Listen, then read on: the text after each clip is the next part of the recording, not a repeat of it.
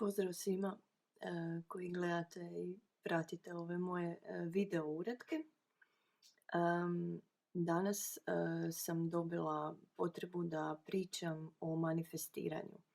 To je jedna tema koja je u nekakvim alternativnim krugovima, duhovnim krugovima jako interesantna i ljudi dosta traže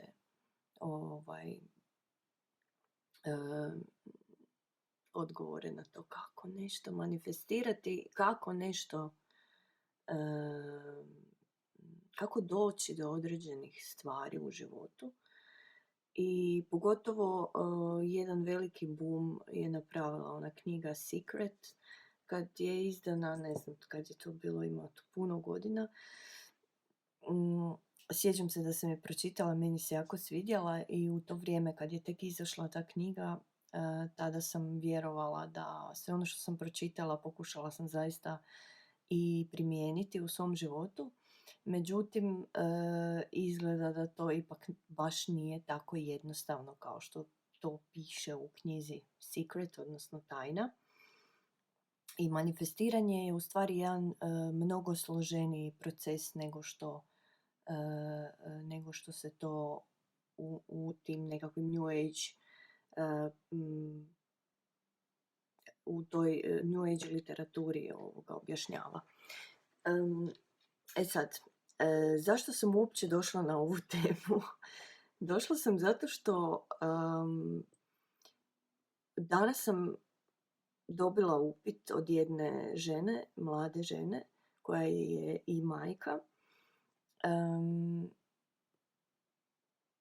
Šta to znači da ona ima određena uvjerenja? U stvari, ja sam joj, saslušala sam je u vezi jednog njezinog problema i onda sam joj odgovorila na to da mi se čini da ima određena uvjerenja koja su duboko ukorijenjena u njoj i vjerojatno su nesvjesna. Iz tih njezinih negativnih, ajmo reći negativnih uvjerenja, se manifestiraju određene situacije u njezinom životu. Jer konkretno u njezinom slučaju je bilo pitanje zaposlenja. Znači zašto ona, jedna pametna, mlada, obrazovana žena koja je završila fakultet, koja je izuzetno inteligentna, izuzetno i lijepa i znači ima sve kvalitete koje bi u stvari po svemu trebalo rezultirati jednim uspješnim poslovnim životom. Međutim, eto, ona se bori i doista radi sve i svašta, od tipa čišćenja, konobarenja, čuvanja bolesnih ljudi, njegovanja i tako dalje. I muči se za nekakvu sitnu lovu, jel? Zašto? Eto, zašto već, ne znam, 10 godina se njoj događa u životu da ne može naći posao koji bi nju zadovoljio i u kojem bi ona bila sretna, na kraju krajeva posao za koji se ona obrazovala. Zatim sam ja odgovorila da mi se čini, kao što sam ranije već objasnila, da ima određeno uvjerenje kojeg ona sama vjerojatno nije niti svjesna. A to uvjerenje kaže ti ne zaslužuješ. Znači, ona negdje duboko u sebi vjeruje da ona ne zaslužuje bolje, da ona ne zaslužuje da uživa u svom poslu, da bude sretna u tom smislu, da bude zadovoljna plaćom, da bude zadovoljna, ne znam, radnim vremenom, kolegama i tako dalje. Ona duboko u sebi ima uvjerenje. Znači, šta to znači duboko u sebi ima uvjerenje? Stvar je u tome da smo mi svi odrasli u određenim uvjetima i u određenim okolnostima. Sve te okolnosti, svi ti uvjeti su oblikovali nas kao osobe takve kakvi mi jesmo danas. Znači, u našoj podsvijesti su ugrađeni određeni programi koje smo mi pokupili od naših roditelja, od naše okoline, od našeg odgoja i tako dalje. Znači, skupili smo te nekakve koncepte i od tih koncepata izgradili svoj život. Znači, ako sam ja, na primjer, odrasla u obitelji sa puno djece, gdje je bilo, na primjer, imala sam puno braća i sestara, moji roditelji nisu imali vremena za mene, nisu mi davali dovoljno pažnje, osjećala sam se da nemam svoje mjesto, da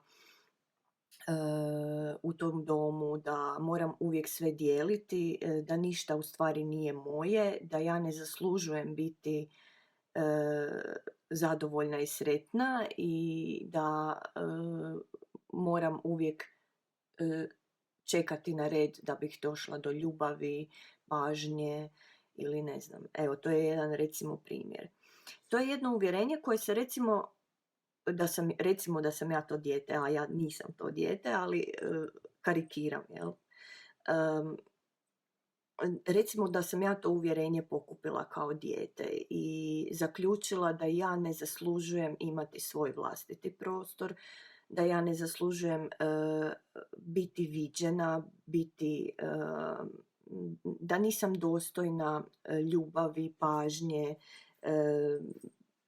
ne znam, da uvijek, na primjer, ako sam uvijek morala nositi odjeću koju sam naslijedila od starije sestre, nikad nisam imala nove cipele ili novu majicu ili nešto drugo, pernicu, torbu, onda uvijek ostaje taj osjećaj drugorazrednosti. Znači, koliko god se ja kasnije u životu trudila da budem uspješna i koliko god uspješna bila, a to se obično i događa, da se mi onda iz takvog osjećaja nedostatka trudimo svim svojim snagama kao djeca da budemo u školi najbolji, da to nas motivira da postanemo uspješni, pa onda završimo i fakultet i nekako se nadamo i vjerujemo da ćemo pronaći posao gdje ćemo mi napokon dobiti sve ono što nam je nedostajalo kada smo bili mali.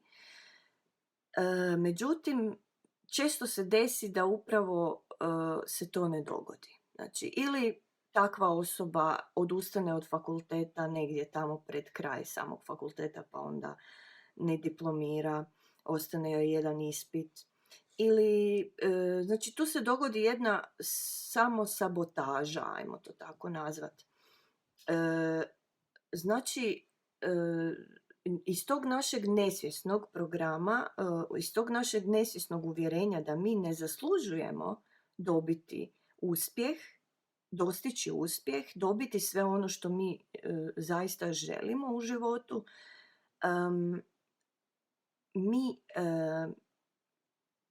jednostavno manifestiramo takvu energiju u svom životu. Znači, mi manifestiramo ne samo iz onog dijela gdje mi zaista svjesno vizualizacijom nešto želimo pa težimo prema tome, ostvarenju nekakvog sna. Znači, ne manifestiramo samo iz tog dijela, nego manifestiramo i iz svojih nesvjesnih programa. Nesvjesni programi su uglavnom negativni obrasci koje smo mi sakupili tokom djetinjstva i koje se onda manifestiraju u našem životu i stvaraju nam samo sabotažu. Mi kao prvo moramo postati svjesni da smo mi kreatori, da mi imamo svoju sudbinu u svojim rukama. Zato što smo stvoreni kao slobodna bića koja imaju apsolutno sve alate za apsolutno sve. Znači, sve je moguće. Svemir je bezgraničan i mi smo bezgranični i tu nema uopće sumnje. I sad, znači, ja vam ovo sve govorim iz svog vlastitog iskustva i promatranja svog života i sebe, istraživanja sebe i svoje podsvijesti i tako dalje. I isto tako još uvijek vidim neka negativna uvjerenja koja se manifestiraju u mom životu i još uvijek radim na tome. Jel? I sad, pita ona mene kako da ja to promijenim. Molim te, objasni mi. Sad, s obzirom da je ona postavila to pitanje, nekako imam osjećaj da mnogi ljudi trebaju ovaj odgovor, ne samo ona, već puno drugih ljudi. Tako da, evo, ovo je odgovor za nju, a i za sve ostale koji osjećaju da im se u životu uvijek događaju nekakve gluposti, nekakva, ajmo reći, sranja i ne mogu nikako naprijed. Jel? Nešto im ne da.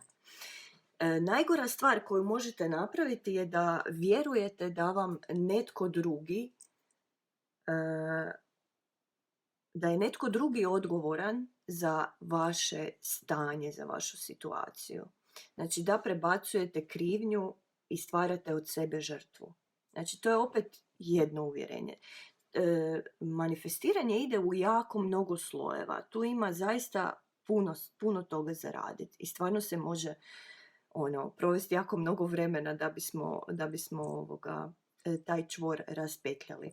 Znači, to manifestiranje se ne može dogoditi ovako, ne postoji čarobni štapić, ne postoji nešto što će se nekim čudom dogoditi, bum, sad ćeš ti odmah izmanifestirati $1.000.000, jer ti to želiš, pa na primjer vizualizirat ćeš se svaki dan ujutro kad se probudiš sebe sa $1.000.000 u džepu, pa će se to dogoditi. Neće se dogoditi. Neće se dogoditi zato što mi u sebi imamo te nesvjesne obrasce koji su tu s razlogom. Isto tako. Znači mi kroz te negativne obrasce mi rastemo i kao duhovna bića. To su naše duhovne lekcije. I postoji baš određeni razlog zašto nešto ne ide i zašto si baš tu gdje jesi. Obično u trenutku kada shvatimo kakav je to obrazac koji je nas na neki način držao u šaci, nije nam dozvolio da napredujemo, u tom trenutku smo obično već odradili tu karmu i desilo se to da ono božansko u nama, ona prisutnost koja je ja jesam, spoznaje taj problem u svom ljudskom dijelu postojanja i spoznaje na kraju krajeva i svoju lekciju. Cijeli taj problem manifestiranja je problem solarnog pleksusa, uglavnom.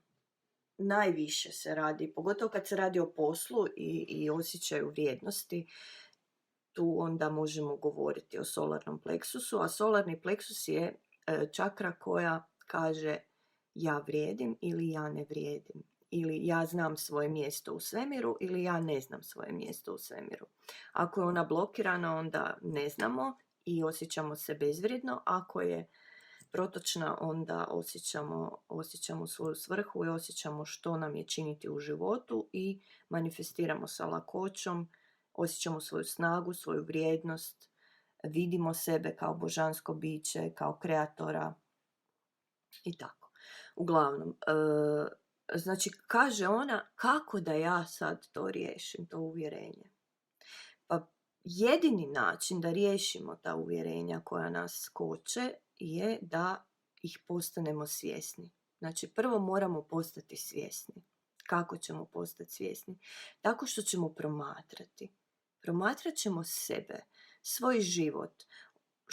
Što nam se konstantno u životu ponavlja?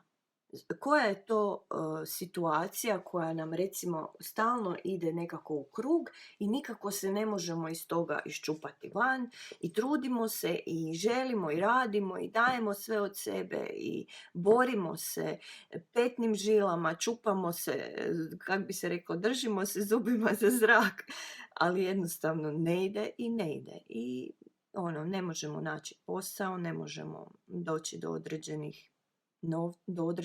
određene količine novca koja bi nam bila dovoljna za život, koja bi riješila našu egzistenciju i tako. Znači mi u stvari trebamo vidjeti da se ovdje radi o obrascu koji kaže ja ne zaslužujem više od ovoga.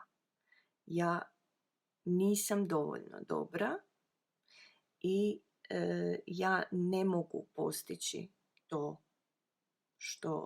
što želim. To su znači koncepti koji su kao ja bih rekla onako utkani, utisnuti u te naše čakre, u te naše dijelove energetskog bića i fizičkog tijela, i vibriraju određenu vibraciju. Iz te vibracije se onda manifestira situacija u našem životu. Sad ne znam koliko sam bila doista jasna, ne bih htjela duljiti. Uglavnom, manifestirati se može i mi svakodnevno manifestiramo, mi smo svi manifestatori u svom životu, ali prvi korak prema manifestaciji je da shvatimo da smo mi ti koji imamo konce svog života u svojim rukama. Da smo mi kreatori svoje sudbine i da nitko nije odgovoran za naše stanje. Molim vas da ovo sad ne brkate sa situacijama gdje je netko nasilan prema vama i tako dalje. To su druge situacije, o tome opet možemo govoriti u nekoj drugoj temi. Iako, nažalost, i takve situacije mi privlačimo na neki način iz našeg nesvjesnog dijela. Ali bolje da ne pričamo o tome zato što bi se tu mogla razviti polemika i tako da mislim da ipak nećemo ići u taj dio, neću zadirati u taj dio.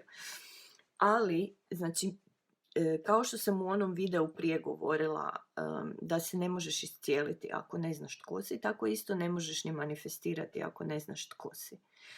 Znači, dok god ne spoznaš tko si, ne možeš biti niti svjestan svoje snage, svoje moći, manifestacije. A kad spoznaš tko si, možda ćeš spoznati da ti nije uopće potrebno imati $1.000.000 u džepu i da je možda sreća u nečem drugom i da možda ne trebaš manifestirati neku kuću sa ne znam kakvim namještajem, nego trebaš samo dotaći taj dio sebe koji je izvor radosti, ljubavi i sreće i biti zadovoljan i zahvalan na malim stvarima, a onda prirodno privući na taj način i velike stvari. Eto, a što se tiče žene koja je postavila to pitanje, kako da iscijeli taj obrazac, samo gledanjem, promatranjem i kad osjetiš, znači ti moraš osjetiti tu vibraciju, moraš osjećati tu svoju nemoć koju taj koncept drži. Znači ti imaš koncept koji kaže ja ne zaslužujem. Osjeti tu energiju u sebi tog ja ne zaslužujem. Kakav je osjećaj u tijelu? Gdje osjećaš tu energiju? Ja ne zaslužujem.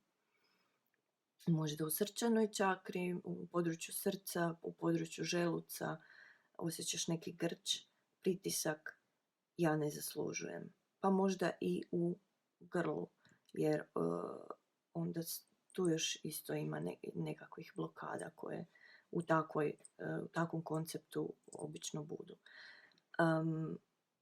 Znači, kad postaneš svjesna tog osjećaja i kad osjetiš zaista tu emociju i taj koncept ja ne zaslužujem, dobro ga pogledaj i postani svjesna da to nije istina, nego je to samo jedan koncept.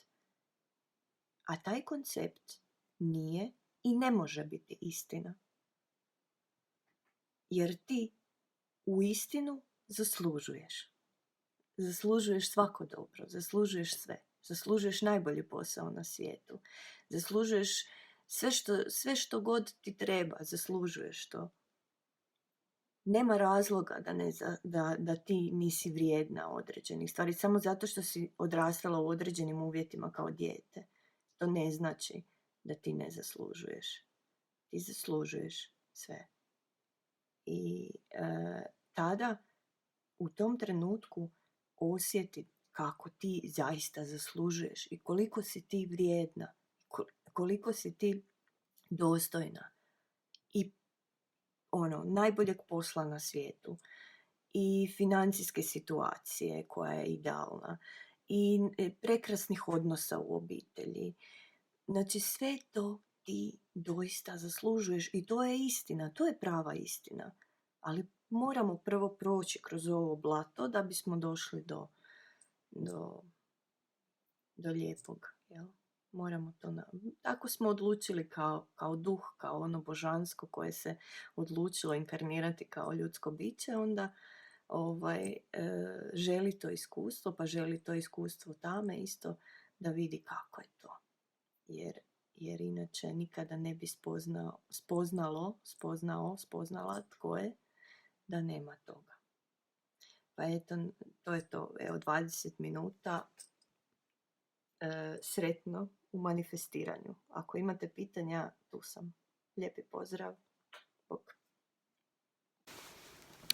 Evo, šetam se i nekako razmišljam o tome, o iscjeljivanju općenito. Što to znači uopće iscijeliti nešto? Iscijeliti, sama riječ iscijeliti znači učiniti nešto cjelovitim. Znači da je nešto slomljeno i da nije cjelovito. Svatko od nas je u svojoj istini cjelovito biće, bez obzira na to što mu se u životu događalo. Svako iskustvo koje je stvorilo nekakvu distorziju je iskustvo koje je moguće iscijeliti i koje je moguće vratiti natrag u integritet tog bića koje mi jesmo. Jedini način na koji mi možemo doista vratiti i taj integritet je prvo moramo znati tko smo. Dok god mi ne znamo tu svoju cjelovitost, ono što mi doista jesmo, mi nikada nećemo moći iscijeliti ništa. Bez obzira koju tehniku koristili. Možemo na kratko ili na neko vrijeme stvoriti nekakvu tampon zonu pomoću energetskih nekakvih tehnika gdje ćemo dobiti pauzu, ajmo reći tako, dobit ćemo nekakav pozitivan impuls od nekog iscijelitelja, dobit ćemo osjećaj nekakve pozitive, jel? Ali to će se uvijek vraćati ako mi nismo doista razradili taj naš problem i ako nismo shvatili tko smo. Jer jedino iz mjesta potpunog integriteta i cjelovitosti mi možemo zaista vidjeti taj problem i vratiti ono što je poremećeno u ravnotežu. Eto, to je nešto što mi sad baš ide po umu dok se šetam. I znači, bez obzira koju tehniku koristili, bez obzira na način kojim vi pokušavate iscijeliti sebe, neku traumu ili bol ili neki obrazac, nećete to uspjeti dok prvo ne uvidite tko ste. Zato jer kad znaš tko si, onda ideš iz tog dijela, znači hvataš tu bol, hvataš tu distorziju i iz tog dijela potpune cjelovitosti bića grliš tu bol, uzimaš je k sebi, ne odbacuješ ju, propuštaš kroz tijelo apsolutno sve neugodne senzacije koje se tada događaju i znaš da ti nisi niti senzacija, niti emocija, niti događaj koji se dogodio, jer apsolutno sve što se događa je promjenjivo i dolazi i prolazi. I samo je pitanje trenutka kada će se nešto dezintegrirati i nestati. A ono što je vječno uvijek ostaje, a to vječno je ono što mi jesmo, što je naša prava priroda i ono što onda u konačnici iscijeljuje sve naše distorzije. Eto, pusa. Ćao. Znači, upravo dok pričamo o tome iscjeljivanju, ova predivna ptica je prvo sletila u sutlu, a onda izletila van. Samo evo, šteta što ju nisam uspjela cijelu snimiti, tu gracioznost njezinih bijelih krila. Ali evo, vidjeli ste.